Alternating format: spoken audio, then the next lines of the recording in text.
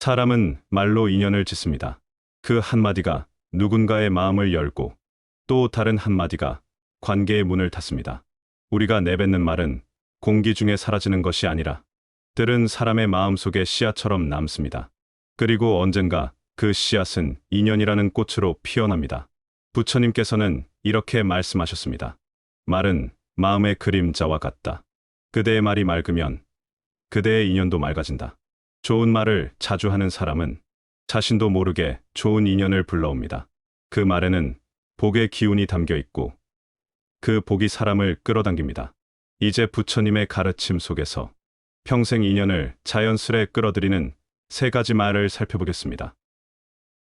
첫째, 괜찮아요. 따뜻한 말 한마디가 평생 인연을 부른다. 사위구 어느 길가 해가 기울 무렵이었습니다. 부처님의 제자 아만다는 탁발을 마치고 절로 돌아가던 길이었지요. 그날따라 길가에는 황토 먼지가 자욱했고 바람은 메말라 얼굴을 스쳤습니다. 길가에 한 나그네가 쓰러져 있었습니다. 옷은 누더기였고 손에는 깨진 그릇 하나가 들려 있었습니다. 그의 입술은 마르고 눈빛엔 삶에 대한 체념이 깃들어 있었습니다. 아난다가 다가가 조심스레 물었습니다. 괜찮으십니까? 그 한마디에 나그네가 고개를 들었습니다. 눈빛에는 놀람과 두려움이 섞여 있었습니다. 그대는 나를 두려워하지 않습니까? 모두 나를 피해 갔는데.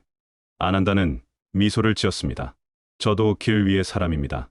길을 걷는다는 건 서로의 짐을 조금씩 나누는 일이지요. 그는 물그릇을 내밀며 말했습니다. 이 물을 마시십시오. 나그네는 떨리는 손으로 물을 받아 마셨습니다. 그의 눈가가 젖어 있었습니다. 그대는 왜 이런 나에게 친절합니까?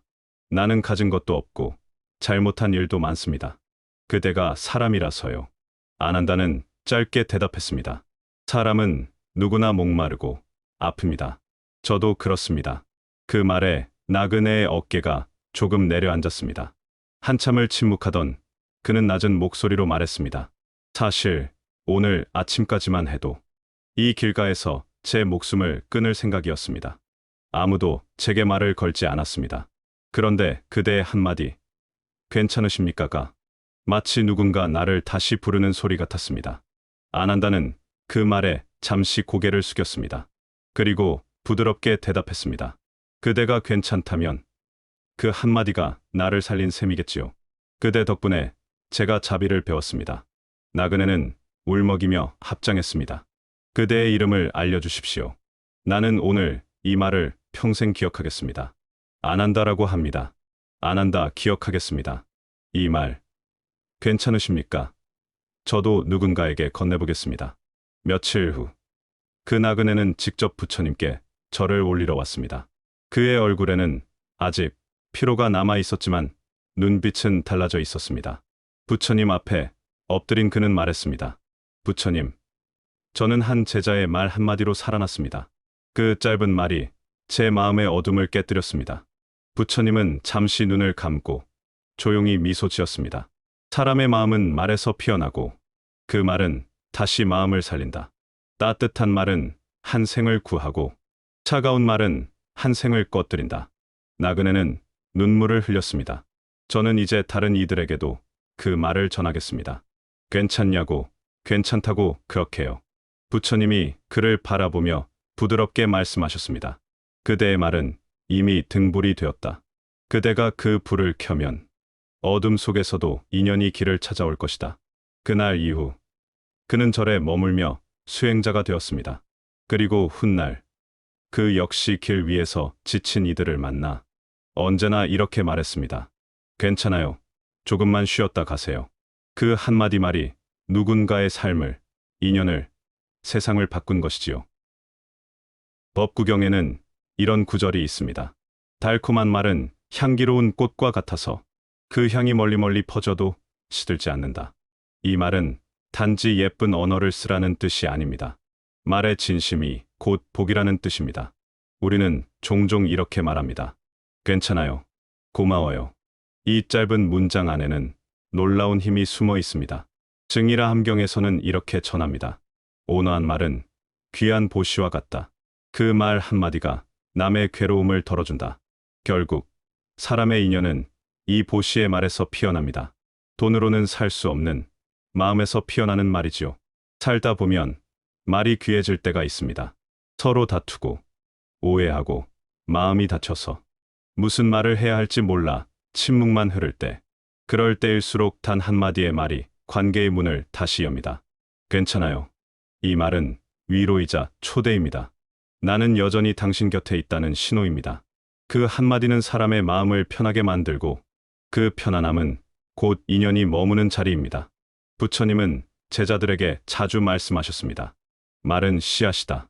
그대가 오늘 뿌린 말이 내일의 인연이 된다.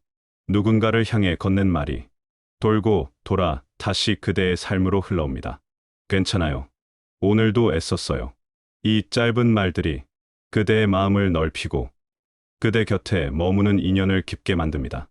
인연은 결코 특별한 순간에 오는 게 아닙니다. 평범한 하루 속 따뜻한 한마디 말에서 시작됩니다. 그 말은 공기처럼 가볍지만 그 울림은 평생 남습니다.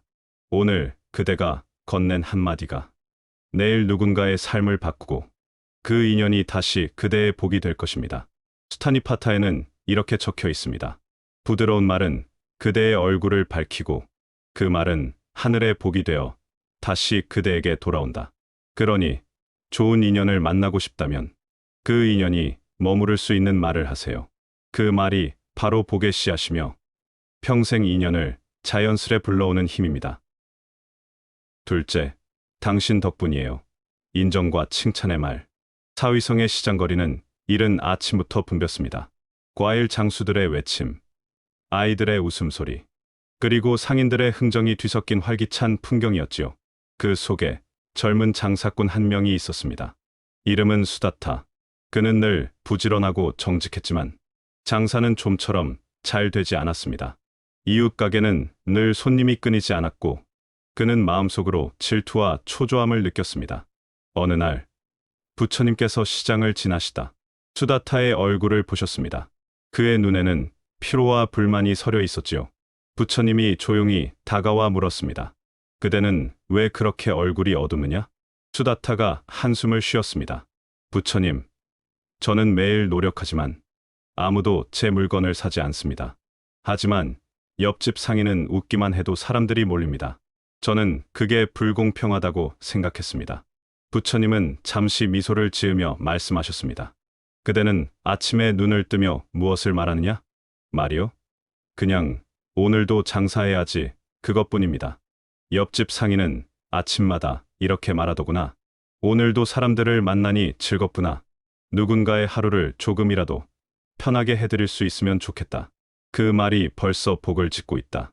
수다타는 부처님의 말을 듣고 한동안 멍하니 섰습니다. 그리고 그날부터 달라지기 시작했습니다. 그는 장터에 서면 먼저 이웃 상인에게 인사를 건넸습니다. 오늘도 덕분에 시장이 활기차네요. 그리고 손님이 오면 이렇게 말했습니다. 찾아와 주셔서 감사합니다. 좋은 하루 보내세요. 며칠 후 신기한 일이 벌어졌습니다. 그의 가게 앞에 사람들이 조금씩 모여들기 시작한 것입니다. 그의 웃음과 인사가 시장 전체를 밝히고 있었지요. 그 모습을 본 부처님이 다시 찾아와 말씀하셨습니다. 그대의 말이 바람이 되어 복을 불러왔다. 남의 공덕을 기뻐하는 이는 스스로 복을 쌓는 사람이다. 수다타가 고개를 숙였습니다. 부처님, 저는 그저 당신 덕분입니다라는 말을 배웠을 뿐인데 세상이 제게 웃어줍니다. 그 말이 곧 수행이다. 부처님은 고요히 대답하셨습니다. 그대가 남의 빛을 인정할 때 그 빛이 그대의 길을 비추는 법이다. 그날 이후 수다타의 가게는 미소의 상점이라 불리게 되었습니다. 그의 말 한마디가 시장의 공기를 바꾸고 삶을 바꾸고 인연을 불러온 것이지요. 자반경에는 이런 구절이 있습니다. 남의 공덕을 기뻐하는 이는 스스로 복을 짓는다. 이 말은 단순히 칭찬하라는 뜻이 아닙니다. 남의 빛을 인정할 줄 아는 사람이 결국 자신도 밝힌다는 의미입니다. 우리는 종종 비교 속에서 삽니다. 누군가 잘 되면 괜히 마음이 불편하고 내가 조금 더 앞서야 안심이 되지요. 하지만 그 마음이 인연을 멀어지게 만듭니다. 반대로 이렇게 말해보세요. 당신 덕분이에요. 같이 있어서 든든해요. 이 한마디는 마음의 온도를 바꾸는 주문입니다. 칭찬은 단지 상대를 기분 좋게 만드는 말이 아니라 관계의 숨결을 살리는 일입니다. 법구경에는 이런 말이 있습니다. 남을 칭찬함은 향기를 피우는 일과 같아서 그 향은 먼저 그대를 감싼다. 즉, 좋은 말을 하는 순간 그 말의 향기가 먼저 내 마음을 덮는다는 뜻입니다. 누군가를 인정하고 감사할 때 그 마음은 강물처럼 흘러 돌아옵니다. 오늘 내가 당신 덕분이에요라고 말한 그 인연이 내일은 나를 도와주는 손길로 다시 피어납니다. 말에는 순환의 힘이 있습니다. 상대의 마음을 환하게 비추는 말은 결국 내 삶의 등불이 됩니다. 부처님께서는 제자들에게 자주 말씀하셨습니다. 자신의 공덕만 말하는 이는 복이 줄고 남의 공덕을 칭찬하는 이는 복이 늘어난다. 인연이 깊어지는 비결은 사실 거창하지 않습니다. 그저 인정의 말을 아끼지 않는 것. 그게 사람의 마음을 잇는 가장 간단한 수행입니다. 사람 사이의 관계는 마음으로만 이어지지 않습니다. 말로 확인되고 말로 다듬어집니다. 그 말이 곧 마음의 온도를 결정하지요. 그래서 부처님은 이렇게 말씀하셨습니다. 그대의 말이 곧 그대의 세상이다. 남을 칭찬하는 말, 함께할 수 있어 고맙다는 말, 작은 일에도 당신 덕분이에요라고 말할 줄 아는 마음. 이게 곧 좋은 인연이 자라나는 땅입니다. 셋째, 감사합니다. 마음을 밝히는 말에는 인연이 머문다. 사위성 근처의 작은 마을에 한 노부부가 살고 있었습니다. 남편은 나무를 깎아 생활했고 아내는 마을 사람들의 옷을 꿰매며 하루를 보냈습니다. 둘은 가난했지만 서로를 위로하며 살아왔지요. 하지만 어느 해 장마가 길어 나무가 썩고 장사는 끊겼습니다. 아내도 병이 들어 누워버렸습니다. 남편은 절망한 얼굴로 부처님이 머무는 제타숲으로 향했습니다. 부처님, 저희는 이제 아무 희망이 없습니다. 저는 아내에게 해줄 수 있는 게 없습니다. 저는 이제 어떻게 해야 할까요? 부처님은 잠시 그를 바라보며 고요히 물으셨습니다. 그대는 오늘 아침 무엇을 말했느냐? 아무 말도 하지 못했습니다. 무슨 말을 해야 할지도 몰랐습니다. 부처님은 연못가의 연꽃을 가리키셨습니다. 저 꽃을 보아라. 진흙 속에서도 향기를 잃지 않는다. 그 향기는 흙을 원망하지 않기 때문이다. 그대도 마찬가지다. 감사의 말을 잃으면 마음의 향기도 사라진다. 남편은 고개를 숙였습니다. 부처님, 지금 같은 때에 어떻게 감사하다고 말할 수 있겠습니까? 부처님은 조용히 미소 지으며 대답하셨습니다. 감사는 잘 될 때 하는 말이 아니다. 무너지는 순간에도 그래도 이만하길 다행이다라며 마음을 붙드는 사람이 복을 짓는 법이다. 그대의 아내가 아직 숨을 쉬고 있다면 그것 또한 감사할 일이다. 그대의 몸이 아직 움직인다면 그것 또한 복이다. 감사란 가진 것이 많을 때 하는 말이 아니라 아직 잃지 않은 것을 볼 수 있을 때 나오는 말이다. 남자는 눈시울이 붉어졌습니다. 부처님, 저는 잃은 것만 헤아렸습니다. 남아있는 것들을 바라본 적이 없습니다. 부처님은 미소를 지으며 말씀하셨습니다. 그대가 방금 한 그 깨달음이 바로 복이다. 감사하는 마음은 고통 속에서도 마음을 일으킨다. 그 마음이 선업이 되어 그대의 인연을 다시 맑게 바꾼다. 그날 밤 남편은 집으로 돌아와 아내의 손을 잡았습니다. 그리고 처음으로 조용히 말했습니다. 고맙소. 함께 있어줘서. 아내의 눈가가 젖었습니다. 그 한마디에 마음이 풀렸던 걸까요? 며칠 뒤 그녀의 병세가 차츰 나아졌습니다.